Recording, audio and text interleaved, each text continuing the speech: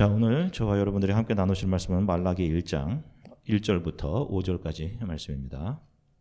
하나님 말씀 한 목소리로 같이 읽으시겠습니다. 이것은 여호와께서 말라기를 시켜 이스라엘에게 하신 경고의 말씀입니다. 나는 너희를 사랑했다고 여호와께서 말씀하셨습니다. 그러나 너희는 말하기를 여호와께서 어떻게 우리를 사랑하셨습니까? 라고 한다. 여호와의 말씀이다. 에서는 야곱의 형제가 아니냐? 나는 야곱을 사랑했으나 에서는 미워했다. 내가 에서의 산악지방을 폐허로 만들고 그의 땅을 광야의 여우들에게 넘겨주었다. 에돔 백성이 말하기를 우리가 비록 망했지만 폐허된 곳을 다시 일으키겠다라고 한다. 그러나 만군의 여호와께서 말씀하신다. 그들이 다시 일으키더라도 내가 또 헐어버리겠다. 사람들이 말하기를 에돔은 악한 나라다. 여호와께서는 언제나 에돔 백성에게 진노하신다라고 말할 것이다. 너희가 이것을 너희 눈으로 직접 보고 말하기를 여호와께서는 이스라엘 경계 밖에서도 위대하시다라고 할 것이다. 아멘. 할렐루야. 자, 여러분 한 주간 동안 평안들 하셨습니까? 예. 자, 눈이 와서 길이 많이 미끄럽고 불편들 하실 터인데 불편하기도 한데 온통 하얀 세상 한 주간 동안 이렇게 사무실에서 밖을 내다보면서 조용히 내려앉는 눈들이 참 아름답구나 하는 그런 생각도 했었습니다. 자, 우리는 살아가면서 많은 사람들과 관계를 맺으며 살아갑니다. 이런 관계들은 내가 의도하지 않았지만 자연적으로 맺어지게 되는 관계와 또 반대로 내가 의도해서 맺어지는 관계로 나눌 수가 있을 것입니다. 내가 의도하지 않은 관계는 무엇일까요? 대표적인 것이 혈연 관계이겠죠. 피로 맺어진 관계입니다.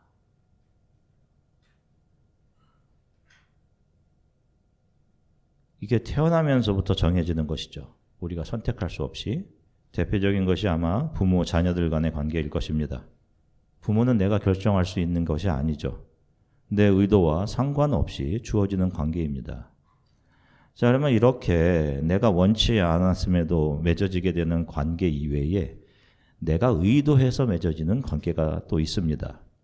친구 관계도 있고 사회생활을 하면서 이제 알게 되는 직장 생활을 하면서 맺어지게 되는 그런 관계들도 있습니다. 자, 그런데 이런 의도적인 관계 중에 가장 중요한 관계가 있는데 그것이 바로 결혼 관계입니다. 결혼 전 남편과 아내는 아무런 사이도 아니죠. 완전히 남남입니다.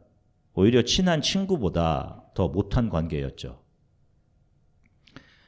그런데 완전한 남남이 결혼을 통해 특별히 서약을 통해서 평생을 서로 아끼고 사랑하는 일생에서 가장 소중한 관계를 맺고 함께 평생을 걸어가게 됩니다.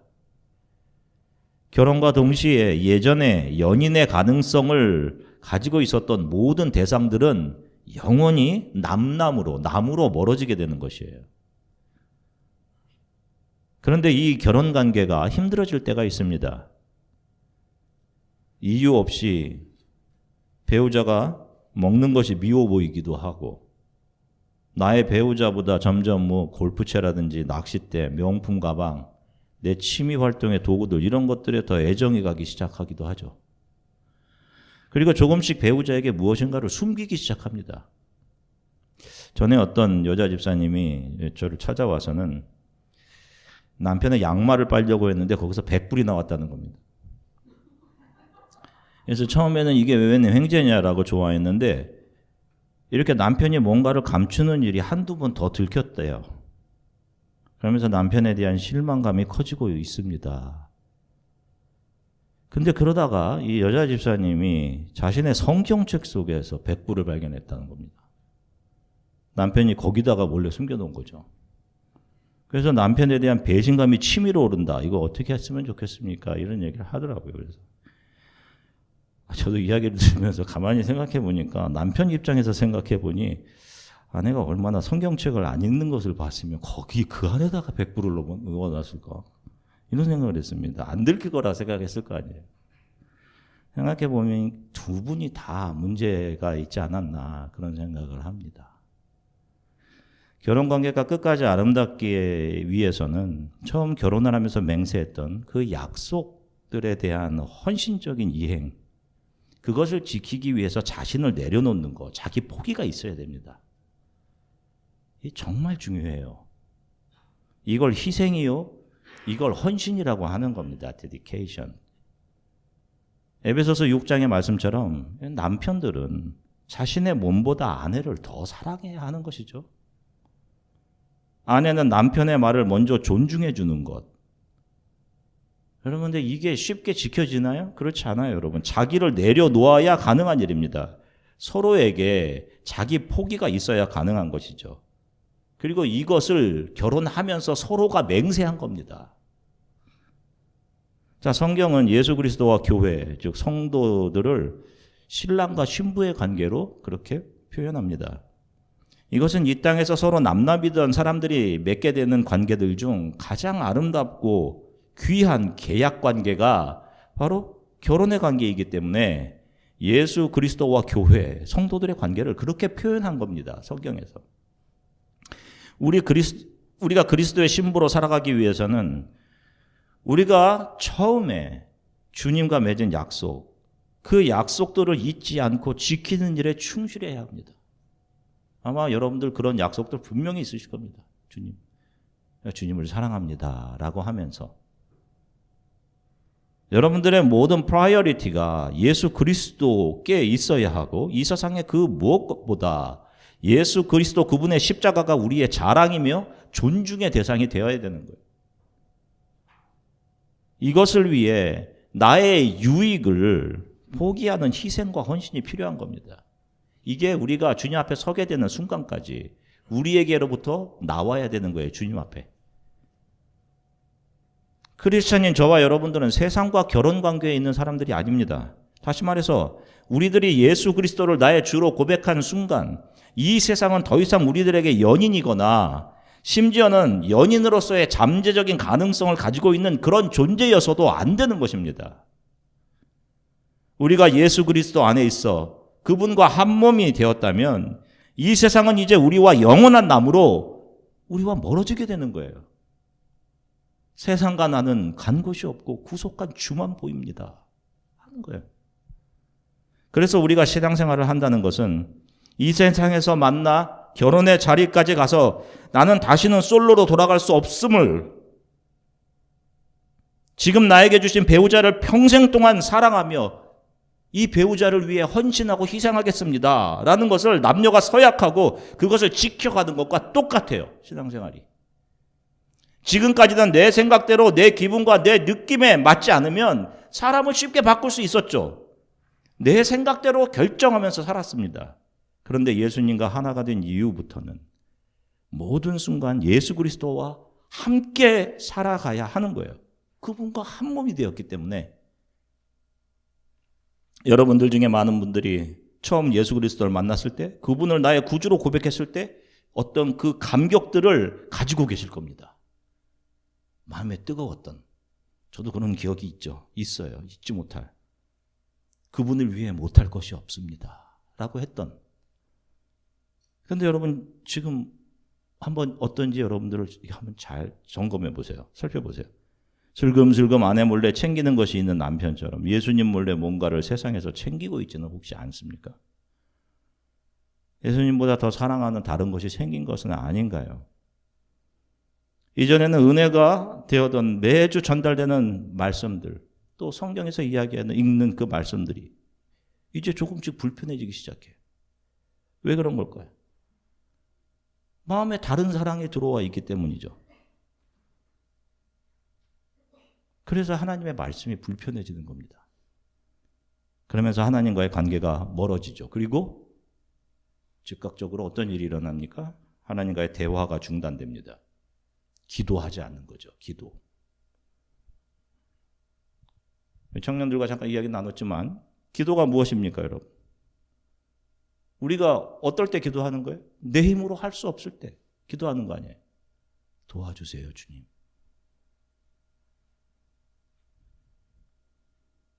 그러니 세상에 다른 힘을 숨겨놓은 사람들은 기도할 수 없는 겁니다. 바쁜 거예요.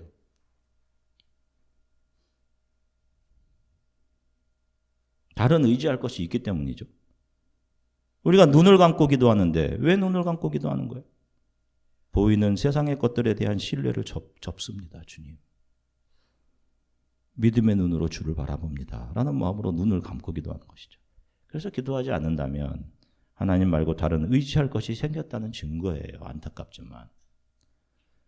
말라기 선지자는 주전 5세기 BC 450년경에 활동한 선지자입니다. 선지자는 하나님의 말씀을 전달하는 사람이죠.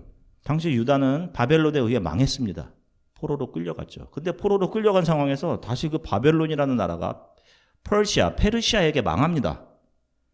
그런데 이사야 선지자의 예언대로 페르시아 왕 고레스가 주전 538년에 칙령을 내려서 이스라엘 백성들을, 저 포로들을 다시 자기네 나라로 돌아가게 해라. 거기서 우리에게 세금을 바치면서 그렇게 살게 해줘라. 이렇게 합니다. 그래서 그들이 예루살렘으로 돌아가죠. 그래서 그때 느헤미야와 같은 평신도 지도자와 또 학개라고 하는 선지자들의 격려 아래 다 예루살렘 성전이 무너져 내렸거든요. 그것을 다시 다 복구합니다. 기쁘게. 그런데 그들이 예루살렘 성전을 다시 새롭게 복구하고 리모델링하고 그곳에서 예배를 드렸는데도 그들의 삶에 특별한 변화가 없었어요. 아니, 우리가 이렇게 정성을 다했는데 그렇다면 하나님께서 우리들에게 좋은 거 주셔야 하는 것이 맞는 거 아닌가? 여전히 페르시아가 자신들을 지배하고 있고 그들에게 독립의 기미는 보이지 않습니다. 여전히 페르시아 총독이 예루살렘과 유대민족을 지배하고 있었어요. 그래서 당시 이스라엘 백성들은 하나님께 불만이 컸습니다. 우리가 이렇게 예루살렘 성전도 하나님의 거하시는 이 집도 우리가 이렇게 다시 깨끗하게 복구했고 여기서 예배도 드렸고, 아니 그러면 하나님도 우리들에게 뭔가 큰 변화를 주셔야 하는 거 아닙니까?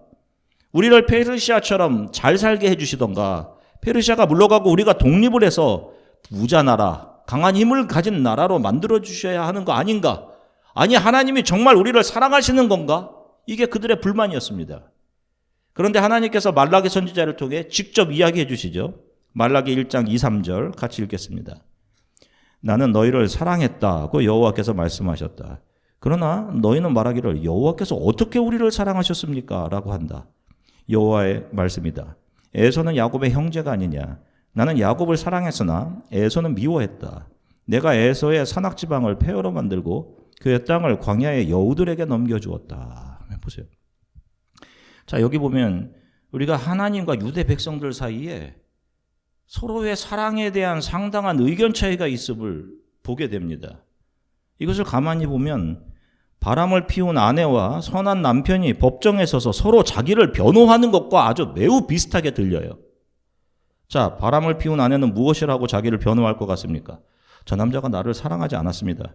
돈은 쥐꼬리만큼 벌어다 주고 좋은 명품 한번 제대로 사줘봤나, 다이아를 사줘봤나, 호강을 시켜준다더니. 사실 여러분, 이 이스라엘 백성들의 마음은 페르시아에 있었습니다. 자신들도 그들처럼 강하고 부자가 되고 싶었고 자신의 자녀들도 페르시아의 최고의 학교에서 공부시키고 싶은 마음, 그런 마음들이 있었단 말이에요. 하나님 우리들에게 해주신 것이 뭐가 있어요? 그들 안에는 페르시아가 사랑이 되어 있었어요. 그러나 그렇게 마음이 바뀐 아내와는 다르게 선한 남편은 재판장 앞에서 뭐라고 말하겠습니까? 저는 여전히 아내를 사랑합니다. 제가 무능해서 돈은 벌어주지 못하더라도 저는 여전히 아내와 아이들을 사랑합니다. 우리가 처음 결혼했을 때와 저는 조금 더 변한 것이 없습니다. 제 아내가 다시 돌아오기를 원합니다. 재판장님, 아내를 용서해 주십시오. 라고 간절히 말하겠죠. 지금 하나님께서 내가 너희를 사랑했다라고 하시는 그 자기 변호가 이 선한 남편의 간절한 마음과 똑같은 것 같습니다. 그러나 사람들은 자신에게 좋은 것을 주는 세상과 쉽게 사랑에 빠지죠. 여러분, 세상에 돈과 명예를 준다고 하면 그리로 달려가죠. 인기와 명성을 준다고 하면 쉽게 세상과 한 몸이 되어버립니다. 하나님을 사랑한다고 했던 그 말들, 그 맹세들은 다 어디로 갔는지 그거 잊어버리고 쉽게 세상 사랑하고 세상과 한 몸이 되어버리죠. 외도입니다. 외도. 우리가 눈물을 흘리며 하나님 사랑합니다. 정말 하나님 뜻대로만 살게 했습니다. 라고 하셨던 때 있으시잖아요. 주시는 모든 것으로 만족하며 감사하며 살겠습니다. 라고 했던 적도 있었을 것이고. 저도 그런 적이 있어요. 하루에 라면 한 끼만 먹어도 저는 기쁘게 순종하며 살 수 있겠습니다. 이렇게 하나님께 고백했던 적도 있었습니다. 나에게 주신 탈란트로 복음을 전하는 일에 사용하겠습니다. 라고 헌신했던, 약속했던 적도 있으실 겁니다. 그런데 만약 그것이 식어져 있다면 이유는 한 가지이죠. 다른 세상의 것들이 마음에 몰래 들어와 우리 마음의 사랑을 대체하고 있는 거예요. 오늘 본문에서 하나님께서는 하나님의 백성들을 향한 그분의 사랑을 이렇게 설명하십니다. 자, 오늘 2절 뒷부분과 3절 앞부분을 보시면 같이 읽겠습니다. 앞에 에서는 야곱의 형제가 아니냐? 나는 야곱을 사랑했으나 에서는 미워했다. 자, 야곱과 에서는 형제관계이죠. 쌍둥이입니다. 그런데 형은 에서였고 장자 야곱은 그 동생이었어요. 그런데 하나님께서는 에서는 미워하시고 야곱은 사랑하셨다라고 합니다. 사실 인간적으로 보면 에서는 아버지를 잘 섬기던 큰아들이었습니다. 큰아들, 이 장자로서 역할을 잘하던 사람이었어요. 물론 좀 단순한 면이 있었습니다. 그에게. 잘 속았죠, 동생에게. 그런데 그는 좋은 인성을 가진 사람이었습니다. 왜냐하면 훗날 그가 야곱을 만나잖아요. 그런데 어떻게 합니까? 그 야곱을 만나서. 어떻게 하죠? 그를 부둥켜 안고 울지 않습니까? 울어요. 아니, 우리 같으면 어떻게 하겠어요? 저와 여러분 같으면 어떻게 하겠습니까? 아버지도 속이고 나도 속였어. 그 못된 동생, 그냥 싸대기라도 한 방 날렸을 텐데 그냥 만나서. 못된 놈이. 그런데 야곱과 그의 가족들을 만난 자리에서 에서는 동생 야곱을 허그하고 웁니다. 그리고 야곱의 가족들 걱정을 먼저 물어봐줘요. 너 가족들은 다 평안하냐? 물어봐줍니다. 오히려 누가 못된 사람이었느냐? 야곱이죠. 야곱이 못된 사람이에요. 그의 이름의 뜻처럼 속이는 자. 미국에 수많은 제이콥들이 있는데 이 뜻을 잘 알고 있는지는 모르겠습니다. 그런데 하나님은 야곱을 선택하시고 그 못된 야곱을 사랑해야 한다라고 하십니다. 반면에 에서는 멸망 가운데 그냥 놔두시겠다. 이게 참 우리 크리스천들이 이해하기 어려운 부분이에요.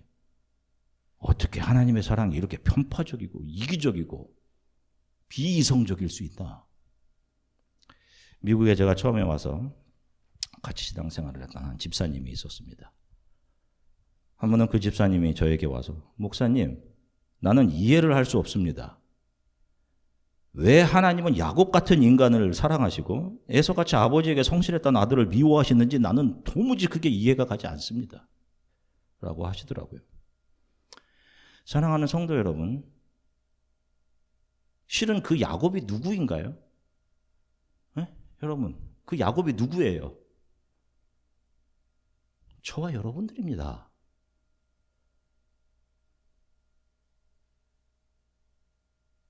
하나님의 사랑을 입은 우리 크리스찬들, 우리 자신들을 보여주고 있는 인물이 야곱 아니에요. 야곱입니다. 정말 이기적이고 정말 자기 이익에 발빠른 사람, 자기 유익을 위해 쉽게 사랑하는 사람까지 속일 수 있는 이 파렴치한 인간, 죄인 중에 괴수. 그래서 정말 정념이 떨어지고 사랑받을 자격이 없는 인간이 바로 저와 여러분들이었단 말입니다. 야곱들이죠. 그런 저와 여러분들을 하나님께서는 조건 없이 사랑했다. 이거 성경이 이야기하는 거예요. 성경의 가장 큰 주제입니다. 그런 나를 위해 하나님께서는 예수 그리스도를 이 땅에 보내셔서 우리가 그 약삽함, 그 이기적인, 그래서 우리가 받아야 할 죄의 값을 예수 그리스도의 몸에 얹어 놓으신 겁니다. 저와 여러분들을 끝까지 사랑하신 것이죠. 예수님은 십자가로 가서 십자가에서 자신을 내어주시면서까지 저와 여러분들을 사랑하시죠. 그런데 그 사랑을 받았다고 하는 사람들은 밑에서 왜 조롱하죠? 그때 예수님께서 뭐라고 하십니까? 저들의 죄를 저들에게 돌리지 마시고 나에게 돌려주십시오. 이것이 십자가에서 예수님께서 재판장이신 하나님께 하신 말씀이었습니다. 저와 여러분들, 우리는 정말 받을 자격이 없는데 그 사랑을 받은 사람들이에요. 그래서 우리는 이것을 은혜입니다 라고 하는 사람들입니다. 이걸 은혜로 간직하고 살아가는 사람들이에요. 만 가지 은혜를 받았어요. 제가 갚을 길이 없습니다. 그래서 저의 몸을 주님께 드립니다. 제 몸이 주의 것입니다. 이들이 크리스찬인 겁니다. 그때 그 질문을 했던 집사님은 12년이 지나 다시 배웠는데 여전히 그 야곱이 자기 자신을 말하고 있는지를 모르는 듯 했습니다. 오히려 이전보다 더 무례하고 자신이 모든 것을 다 아는 우주의 중심인 듯한 교만함, 무엇이 그분을 그렇게 만들었는지도 모르겠지만 정말 안타깝게도 그 지나온 12년 동안 하나님을 더 알아가야 했었고 그분께 더 가까이 나아가 겸손한 하나님의 사람으로 변했어야 했는데 그 하나님과 더 멀어져 있는 것 같아서 제 마음이 너무도 안타까웠습니다. 우리는 필요할 때만 하나님을 찾죠. 그리고 하나님보다 세상을 더 사랑하죠. 그런 자신들에 대해, 그런 우리들의 외도에 대해 예수님은 저들의 외도를 용서해 주십시오. 십자가에서 하나님께 부탁하신 것이죠. 그 사랑이 지금도 저와 여러분들에게 주어지고 있는 하나님의 사랑입니다. 예수 그리스도는 저와 여러분들을 끝까지 사랑하십니다. 우리들의 이 땅에서의 숨이 멎는 순간까지 그분이 저와 여러분들이 가는 이 신앙의 길을 함께 동행하실 것입니다. 우리들이 하나님으로부터 멀어진 것 같다면, 또 예수님과 우리들의 사랑에 문제가 생긴 것 같고, 여러분들에게 정말 하나님이 계시는 겁니까? 정말 하나님이 나를 사랑하시는 것이 맞습니까? 이런 의심과 왜 주를 향한 나의 마음이 이렇게 차가워졌을까 하고 주를 향한 사랑에 문제가 생겼음이 자각이 된다면 원인은 한 가지입니다. 우리들 자신이죠. 구름이 태양을 가렸다고 해서 태양이 사라지거나 없어진 것 아닙니다. 하나님의 사랑은 그 자리에서 늘 변함없이 그 사랑이 우리들에게 비춰주고 있어요. 하나님의 백성들에 대한 하나님의 대답은 내가 야곱은 사랑하고 에서는 미워했다. 그런데 너가 그 야곱이 맞느냐? 우리가 야곱이 맞다면 갚을 수 없는 은혜를 받은 사람이 맞는 겁니다. 갚을 수 없는 은혜, 그 감사함을 마음에 품고 한 주간을 사랑하는 저와 여러분들이 되시길 주 예수 그리스도의 이름으로 간절히 축원합니다. 함께 기도하겠습니다. 저는 주님과 한몸 된 주님의 사람입니다. 주님, 다른 것으로 이 사랑을 바꾸지 않게 해주십시오. 제 안에 뜨거움이 식었고 예전에 하나님의 말씀이 선포될 때마다 마음이 뜨거웠는데 그것이 식어졌다면 내 안에 다른 것이 사랑의 대상으로 들어와 있는 것이 분명합니다. 하나님, 그 제 마음을 보아주십시오. 그리고 저를 고쳐주십시오. 저를 회복시켜 주십시오. 우리 이렇게 잠시 함께 기도하도록 하겠습니다.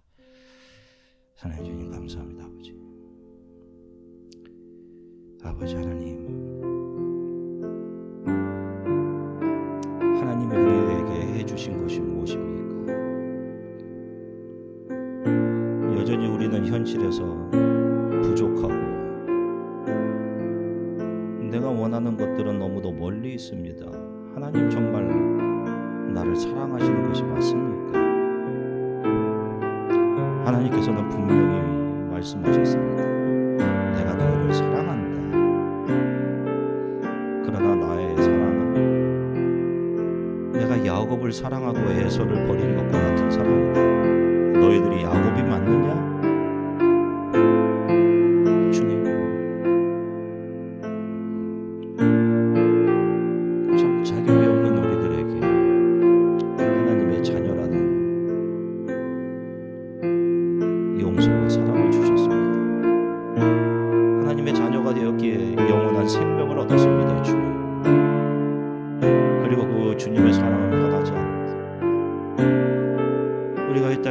마지막 손을 내쉬는 순간까지 우리들의 이 땅에서의 신앙의 여정을 함께 하실 것입니다. 그런 주님을 신뢰합니다. 혹시라도 저와 우리 사랑하는 성도들 마음속에 다른 것이 사랑의 대상으로 자리 잡고 있었다면 성령께서 오셔서 우리의 마음을 고쳐주시고 우리 성도들의 마음을 회복시켜주시고 주님을 향한 뜨거운 사랑으로 또 그래서 우리의 삶이 헌신으로 주님께 드려지는 그런 우리의 삶의 커다란 회복이 변화가 있게 도우시기를 원합니다. 주님의 사랑을 붙잡고 한 주간 육체는 피곤함에도 불구하고 주님의 사랑으로 인해 기뻐하고 감사하며 살아가는 한 주간들이 될 수 있도록 하나님 도우시기 원합니다. 감사드리며 예수 그리스도의 이름으로 기도드립니다.